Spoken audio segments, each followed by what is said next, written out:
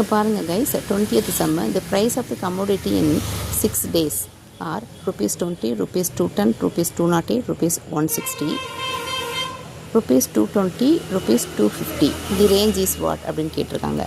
அப்போ இந்த மாதிரி சம்மு வரும்போது என்ன பண்ணுங்கன்னா, ரேஞ்சுன்னு கேட்டுட்டாலே கொடுத்துருக்க எந்த நம்பராக இருந்தாலும் அதில் லீஸ்ட் நம்பர், அதாவது லோயஸ்ட் நம்பர் எடுத்துக்கணும், அடுத்து ஹையஸ்ட் நம்பர் எடுத்துக்கணும். இந்த ஹையஸ்ட் நம்பர்லேருந்து லோயஸ்ட் நம்பரை கழிச்சிடணும், அவ்வளோதான். அதுக்கு முன்னாடி இந்த கொடுக்குற நம்பரை நீங்கள் எடுத்து எழுதிடுங்க. 200, 210, 28, 208, 260, 220, 250 அப்படி எழுதிக்கோங்க. இதில் லோயஸ்ட், அதாவது லீஸ்ட் வந்து 160, ஹையஸ்ட் 250. அப்போ ரேஞ்ச் என்னதுன்னா ஹையஸ்ட் மைனஸ் லோயஸ்ட்டுன்னு போடணும்.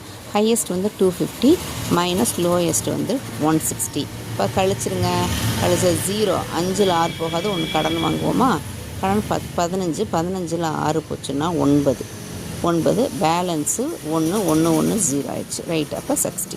உங்களுக்கு புரியலன்னா இப்படி கூட போட்டு பாருங்கள். அப்படி 250, 160, 0 0 0, 10ல் 6 9 ஆச்சு, 4 5 9, இந்த 0, ரைட்டுங்களா?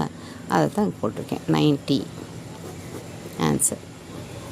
இப்போ வந்து ரேஞ்சுன்னு கேட்டாலே ஒன்றுமே இல்லை, அந்த ஃபார்முலா வந்து ஹையஸ்ட்டு மைனஸ் லோயஸ்ட், அவ்வளோதான். அது எந்த நம்பர் கொடுத்தாலும் நீங்கள் இப்படி செஞ்சுக்கலாம். தேங்க்யூ. ஓகே, லைக் பண்ணுங்கள், சப்ஸ்கிரைப் பண்ணுங்கள். ஏதாவது ஒன்றுனா கமெண்ட் செக்ஷனில் கமெண்ட் பண்ணுங்கப்பா. நான் என்ன தப்பு பண்ணனாலும் சரி, இல்லை என்ன பண்ணுறேன், இது நான் என்ன தப்பு பண்ணுறேன் எனக்கு தெரியணும்ல. அதனால் நீங்கள் வந்து சப்ஸ்கிரைப் பண்ணிட்டு எனக்கு வந்து கமெண்ட் செக்ஷனில் கமெண்ட் பண்ணுங்கள். Thank you guys.